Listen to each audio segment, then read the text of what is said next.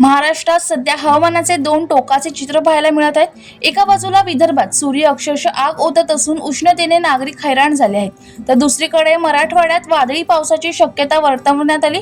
भारतीय हवामान विभागाने विदर्भातील वर्धा, अकोला आणि अमरावती जिल्ह्यांसाठी रेड अलर्ट जारी केला असून तापमान 43 अंशाच्या पुढे गेले आहेत. काही भागांमध्ये तापमान 45 ते 46 अंशापर्यंत पोहोचल्याने रस्ते ओस पडले आहेत. गडचिरोली, नागपूर, गोंदिया, भंडारा आणि यवतमाळ जिल्ह्यांना ऑरेंज अलर्ट देण्यात आला. उष्माघाताच्या घटनांमध्ये वाढ होत असल्याने नागरिकांनी दुपारच्या वेळेस बाहेर पडणे टाळावे असे आवाहन प्रशासनाने केले आहे. दरम्यान मराठवाड्यातील बीड, धाराशिव आणि लातूर जिल्ह्यामध्ये वादळी वाऱ्यांसह हलक्या पावसाची शक्यता हवामान विभागाने व्यक्त केली आहे. मुंबई, ठाणे, पालघर आणि रायगडमध्ये दमट हवामानामुळे उकाडा वाढणार असून संध्याकाळी हलक्या सरींची शक्यता आहे. मात्र या पावसामुळे उष्णतेपासून फारसा दिलासा मिळणार नसल्याचे हवामान विभागाने स्पष्ट केले. ब्युरो रिपोर्ट, जनशक्ती कल्याण.